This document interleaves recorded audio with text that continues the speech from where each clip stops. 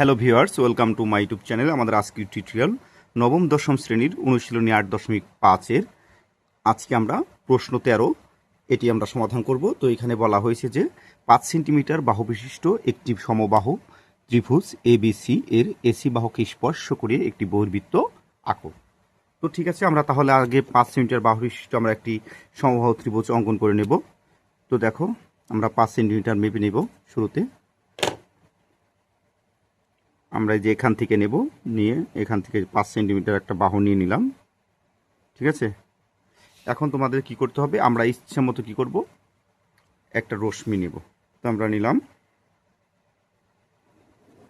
ইচ্ছে মতো, এই দাগটা আমরা বড় করে একবারে দিলাম। ঠিক আছে, তো তোমরা পরেও দিতে পারবে, আমি তোমাদের সাপোজ আগে অঙ্কন করে তারপরে বোঝাচ্ছি। তো দেখো, এই দাগটা আমরা একটু বড় করে দিয়েছি, কারণ আমরা এই যে বাহু, এই বাহুটাকেই কিন্তু আমরা বাড়াবো। তো আমি এর জন্য আগে থেকেই, শুরু থেকেই আমি একটু বাড়িয়ে দিছি। ঠিক আছে, তো এখন আমরা ত্রিভুজটা আগে অঙ্কন করে নিই। তো দেখো, এই যে বাহু, ঠিক আছে, এটা হচ্ছে একটা বাহু, সে 5 সেন্টিমিটার। তো এটার নামও দিচ্ছি আমি এ, আর এখানে দিলাম 5 সেন্টিমিটার। ঠিক আছে, তো আমরা কিন্তু এই যে 5 সেন্টিমিটার মেপে নিচ্ছি। 5 সেন্টিমিটার নেওয়ার পরে এখানে বসে এদিকে একটা বৃত্তচাপ, তারপরে এদিকে একটা বৃত্তচাপ দেব।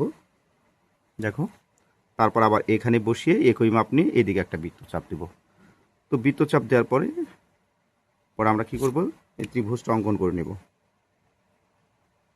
তো আমরা প্রথমে এই বাহুটাকে দিচ্ছি, তারপরে এখন এই বাহুর, এই যে বাহু, এই বাহুটা দিব। এখন এই বাহুটাকে আমরা একবারে বাড়িয়ে দিব। ঠিক আছে, একবারে বাড়িয়ে দিলাম, কারণ পরবর্তীতে আবার স্কেল ধরতে গেলে একটু দাগ আঁকা বাঁকা হয়ে যেতে পারে। এই বাহুটাও কিন্তু আমরা পরে বাড়াতাম, কিন্তু আমরা শুরু থেকেই বাড়িয়ে দিলাম। ঠিক আছে, এখন আমাদের যা করতে হবে, এখানে আমাদের দুটো কোণ অঙ্কন করতে হবে। তো দেখো, আমরা ইচ্ছে মতো দুটি কোণ অঙ্কন করে নিচ্ছি আমাদের সুবিধা মতো। আমি এতটুকু নিলাম, তোমরা ছোটো বড় দিলেও সমস্যা নেই। তো আবার এখানেও একইভাবে আর একটা কোণ অঙ্কন করে নিলাম। এখন আমরা কি করব, এই কোণ দুটিকে সমদ্বিখণ্ডিত করব। এর জন্য এখান থেকে এই যে বিন্দু, এই বিন্দু আর এই বিন্দু, দেখো আমাদের এই পেন্সিলের মাথাটা অর্ধেকের বেশি রাখতে হবে। তো দেখো, আমাদের এই যে অর্ধেকের বেশি রাখছি কিন্তু আমরা, নিয়ে তোমরা এদিকে একটা বৃত্তচাপ দিবে, আবার সেম এখানে বসিয়ে এদিকে একটা বৃত্তচাপ দিবে। দেওয়ার পর আমাদের এখান থেকে এই কোণটাকে এভাবে দাগ দিয়ে সমদ্বিখণ্ডিত করে দিতে হবে।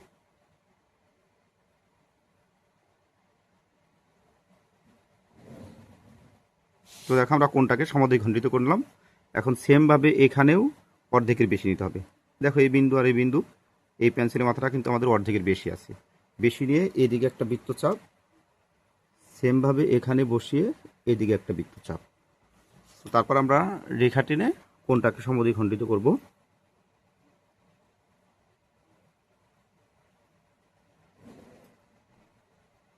তো দেখো, কোণটাকে সমদ্বিখণ্ডিত করে নিলাম।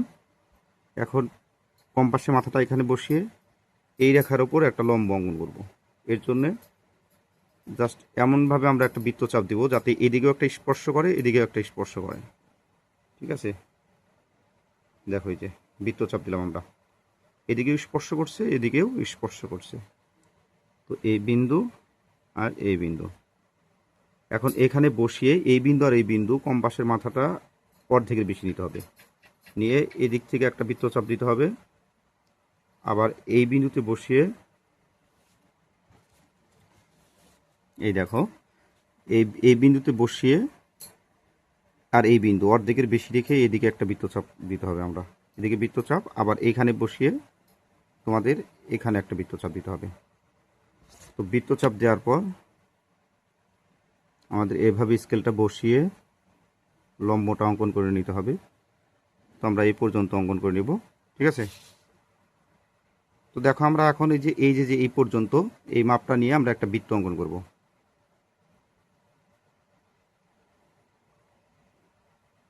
তো দেখো, আমরা বৃত্তটা অঙ্কন করলাম, আর এই ত্রিভুজটার নাম দিচ্ছি আমরা এ বি সি, আর এখানে ডি, এখানে দেব আমরা ই, এখানে দেব এফ, এখানে হচ্ছে জি, আর এখানে ও, এখানে দিলাম এইচ। দেখো এই যে এবিসি ত্রিভুজের এসি যে বাহুটা, সেই দুইটা বাহুকেই কিন্তু এসি বাহুকে স্পর্শ করিয়ে কিন্তু আসলে আমরা কি করলাম, একটা বৃত্ত অঙ্কন করলাম। ঠিক আছে, আর এই বৃত্তটা কি করছে আমাদের, এই যে এই এবি বাহুর বর্ধিতাংশ এবং বিসি বাহুর যে বর্ধিতাংশ, সেই বর্ধিতাংশকেও স্পর্শ করছে এবং এসি বাহুকে স্পর্শ করছে। ঠিক আছে, এটাই হচ্ছে আমাদের বহির্বৃত্ত। তো দেখো আমি খুব সহজে কিন্তু এটা অঙ্কন করলাম। তো এই ছিল আমাদের আজকের টিউটোরিয়াল। তোমার পরবর্তী প্রত্যেকটি ভিডিওতে অবশ্যই চ্যানেলটিকে সাবস্ক্রাইব করবে এবং সাথে থাকা বেল আইকনটি বাজিয়ে দিবে। ধন্যবাদ সকলকে।